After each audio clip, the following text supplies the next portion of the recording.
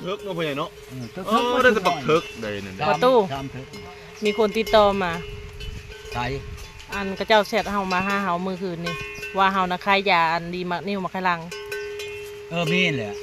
แล้วก็เสร็จมาเสร็จไปเสร็จมา เขามิ่มมาบ่แม่งเขานิ่มมาหาทางสนุกเขาคิดว่าสนุกนี่นะขายอันยาดีมักไขลังขายได้เอาเลยบูชาเนาะแปลว่าคันไผเป็นเอาไปปัวโลดมียาอยู่15อย่างอยู่ในกับอันนั้นกับมันทางไม้นั่นแปลว่ามาชิ้นมาอันนั้นกันแหละก็เรื่องคุ้มค่ายนี่กับกันว่ากันนั่นกับบัดเช้าพุ่นแล้วจังปวดมันเอาให้กินอยู่เนาะมี15อันฮอดกระดูกมีแต่กระดูกนะกระดูกบางกระดูกจักแม่นกระดูกยังแน่ของหักไม้บ่แม่นหักไม้เดี๋ยวนี้หักไม้ตั้งแต่ปู่พุ่นพอเฒ่าพุ่นเอาไม้อันนี้นะไม่จะโดนแต่นานแล้วเนาะพ่อใหญ่มันหักไม้มูล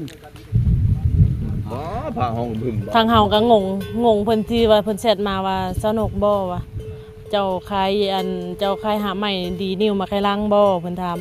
บอกเขาโลดตู้ก้อนทางเฮาก็ตอบไม่นะตู้ก้อนมีเฮาลืมคิดว่าเป็นเจ้าแล้วบ่ได้เฮาก็ถามเพิ่นไปถามเพิ่นมาว่าเอาคือฮู้เบอร์จังซั่นจังซี่นะมื้อนั่นค่อยเอาออกมา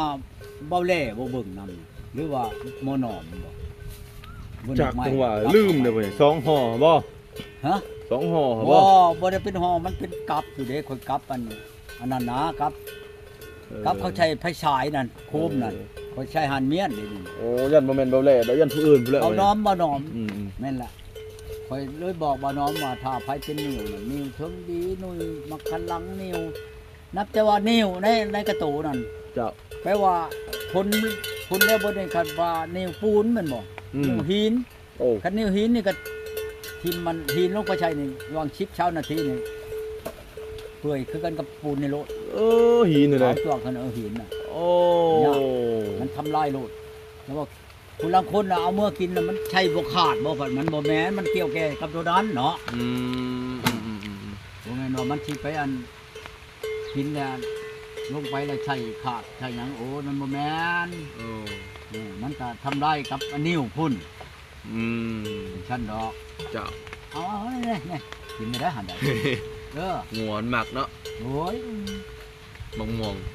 วงอยู่หน้าบ่เลยเบิดพ่อใหญ่เอ้ยยังเหลือแต่ต้นมันว้าวเลยก็จงใช้เขามาสั่นเอาบ่อยากรู้ว่าจังได๋ยังมันสุกเขามาสั่นเนาะอันนี้ก็เก็บขึ้นเมียนให้ลูกมื้ออื่นมื้อลูกมานี่มื้อวันคานสิมาเฮ็ดกระถาลูกชายผู้นั่นแหละพวนเจ้าไปนำข่อยน่ะเฮือนหั่นเด้โอ้บ้านหัวเมืองครับบ่เฮ็ดกระถายังพ่อใหญ่กระถาอยู่ยงคงกระพันบ่แปลว่ากระถาคนหักหอมนี่นะโอ้คนหักหอมมันผัดกัดผมนั่นคนหักหอมอันพวกลูกค้านี่เหรอวะพ่อใหญ่เนาะพวกยังก็ผู้มามื้อนี้ก็เฮ็ดเอาชุดนึงได้คนหักหอมน่ะเฮ็ดเอานำนี่แหละคนหักคนหอมหมานเลยเนาะพ่อใหญ่เนาะคนเข่าบ่ยาวบ่เช่าแล้วนั่นนี่ก็ตัวเดียวกันมัน2คนมานี่ก็ได้2ล้านปลายมันใช่บ่ได้ชื่อกาแฟนี่แล้วโอ้ผมกลัวชื่อกาแฟแล้วพ่อใหญ่ชื่อคนเมียพุ่นแล้วพ่อใหญ่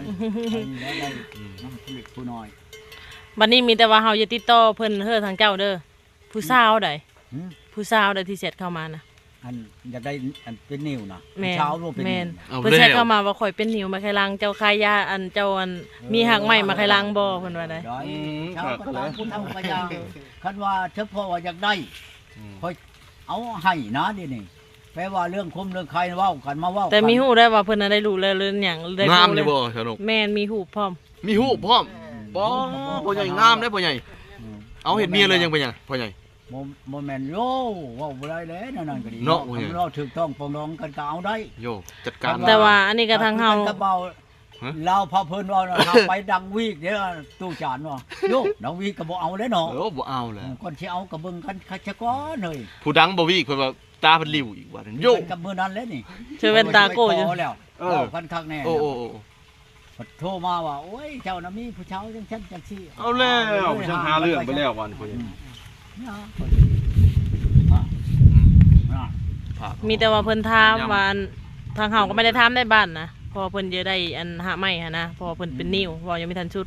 เพิ่นเสร็จมาก็ทางเฮาก็งงหลายเติบเสร็จถามว่าหาไม้ดีมาไขลังนั่นนี่นะ บ่ได้เพิ่นละแคปรูปมาก็เลยคิดว่าพอตูก้อนมีหาใหม่ดีนิ้วมาแค่ลังก็เลยว่าจะติดต่อคือทางเจ้าทางเฮาก็ยังไม่กล้าเอาเฟซอันนั้นชุมนั้นมาลงคลิป แม่น แม่น เบิ่ง YouTube อยู่แต่ว่าไม่ว่าพอตู้ขายหาใหม่ มีแต่มาว่าเซานกขายหากไม่น่ะบ่ได้ขายไปปัวเช่าแล้วน่ะชงคืนโอ้รถขายแล้วชงคืนหาใหม่อันใดไปกวดสมมุติว่าเจ้าไปปัวเจ้าเนาะโอ้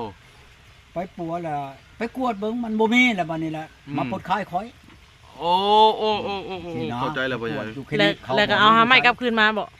เอาหาใหม่อันเก่านะกลับคืนมากลับมาความหมายของพ่อใหญ่เด้อแต่บิดน่ะมีแล้วหิวเขาบอกนะแล้วพ่อใหญ่เอาหักไม้ให้กินบัดนี้เอาไม้ให้กินแล้วบัดนี้รายมื้อรายวันแล้วไปกวดบ่เห็นแล้วถือว่ามาขอขมาพระโลดบัดนี้เอามาคืนพร้อมเนาะมาปลดคายโลดบัดนี้ที่ไดบ่แม่นว่าเจ้ามาแล้วเอาเงินน้ำเจ้าโลดเอาคายน้ำเจ้าบ่มันเช่าก่อนไปกวดบ่มีนี่แล้วมานั่นรถหักไปนั่นปัวดีจังเอาเงินบ่ง่ายนะพ่อใหญ่เนาะต้องเอาค่อยไปนำแล้วเถือเจ้าตัวกันไรได้สมมุติว่าโอ้ยบ่เช่าได้บ่ฉันเพิ่นว่าบ่เช่าได้ขอชงในห้องเจ้านี่ก็แล้วไปแล้วไปกับข่อยมึงไปกวดอันตอนนั้นเจ้าสิกวดอยู่คลินิกได้ข่อยไปนำถ้าผู้นั้นบ่มีน่ะมันมาปลดคายข่อยตัวนี้มันเป็นความจริงหนาสมมุติว่าโอ้ยมันเช่ามันว่าเขาว่านั่นน่ะข่อยก็ไปกวดจะข่อยแล้วมาแล้วโอ้ยเดี๋ยวนี้คนบ่เช่าเดี๋ยวนี้คลินิกเพิ่นว่าบ่เช่านี่ข่อยขอชงคืนมันก็แล้วข่อยบัดนี้ฮู้จักเช่าแล้วข่อยก็เอาตัวตัดให้กินบัดนี้แล้วก็บ่เป็นจักเทื่อหายเลยเนาะพ่อใหญ่เนาะหายเลยสิดอกบ่แม่นว่าสิมาตัวมาต้มกันนี่บ่ได้บ่เฮ็ดนั่นน่ะสมมุติว่าจักผัวจักเช่านำกันนั่นผัวเช่าเป่าดีแล้วก็เว้าชัดชื่อต่อกันโดยเพิ่นเว้าหยังก็ดีมาแล้วตัวเอาหักไม้คือกันกับบ่าวนั่นแหละนี่ว่าอยู่ชลวันนี่ลงมาแหละค่อยลงไปเด้อตู้เด้อเดี๋ยวนี้ค่อยลงไปแล้วค่อยหากระฮอดนั่นโคเชคันเจ้ามาฮอดนั่นอันทางแบ่งทางแขกนี่อยู่บอนปิ้งไก่ชื่อปิ้งไก่มากินเด้อบ่ชื่อแล้วบัดมาค่อยท่าเบิดมื้อก็บ่เห็นโทรหาก็บ่รับเดี๋ยวนี้น่ะเอาเลยหมอนั่นค่อยจะว่าคือกันกับผู้มามื้อนี้จะคือกันกับเจ้าบ่แม่นเราเบิ่งบ่แม่นค่อยเรานี่ตัวพ่อใหญ่เนาะตัวใส่คล้องมันเป็นยังพ่อใหญ่โย่ว้าวเนาะหรือเป็นยังก็เราเอานะเราก็จังสิมาเอายำอยู่เรายังใครได้มอบอกกันอันผู้บ่บอกกันติแม่นแล้วตัวแล้วก็ตัวไปนั่นน่ะค่อยรู้โอ้ยบ่คันว่าบ่มีก็ว่าบ่มีสาบ่ว่าดอกว่าโอ้ยเจ้าบ่มีก็ให้มีเจ้าบ่ได้ก็ให้ได้เจ้าเว้าเลยก็บ่ว่าเนาะโดยมันบ่มีแหละก็สิจังได๋คือกันกับน้ำมันแหละคันเดือน9เดือน10นี่บ่อึดน้ำทุ่งนี่ก็ดีแม่นแล้วยามน้ำปัดยามเดือน4เดือน5จังไปหาในแม่นาให้ได้มันมีน้ำบ่มีแล้วบ่อยากเลี้ยงน้องก็ยังบ่เบิดคือกันเงินคือกันกับน้ำนี่แหละเนาะยามมันได้ก็ได้เนาะพ่อใหญ่มันก็บ่ไปเฮ็ดได้ซั่นเพิ่นยังว่าอันบีบพินแห่บ่เป็นน้ำมันน่ะแม่นความเพิ่นเว้าโบราณเพิ่นเว้านั่นยังว่าเฮามีนั่นใครกว่าบ่มีหยังก็ตามเฮามีแล้วจับเอาได้ง่ายเพิ่นว่าแม่นความเพิ่นเว้าเฮ็ดหยังก็ให้มันชุมเหมาะชุมควรกันเฮ็ดหยังก็ดีนะคันว่าบ่มีก็บอกกันเฮาก็บ่เป็นอันคองอันคือกันกับบ่าวอันนั้นโทรมาเฮ็ดแล้วเด้อตู้เด้ออันแนวอันข่อยอยากได้นั่นข่อยก็เฮ็ดแล้วเนาะวันคานข่อยเฮ็ดแล้วเด้อนี่โทรไปฮอดบ่รับเอาเลยมันตัวบ่ตัวนั่นแหละอันนั้นแหละตัวมีแต่เฮาจะโทรเฮาเจ้าคุยกันกับเราเองเด้อเพราะว่าเฮาว่าคันเฮามาหาเจ้ามื้อนี้แล้วจะโทรเฮาเรากับเจ้าคุยกันว่าโทรเรื่องอันหาไม่ดีมักพลังนี่แหละทางเฮาก็ไม่ได้ทำยาวหั่นนะมีแต่โทรเฮาก่อน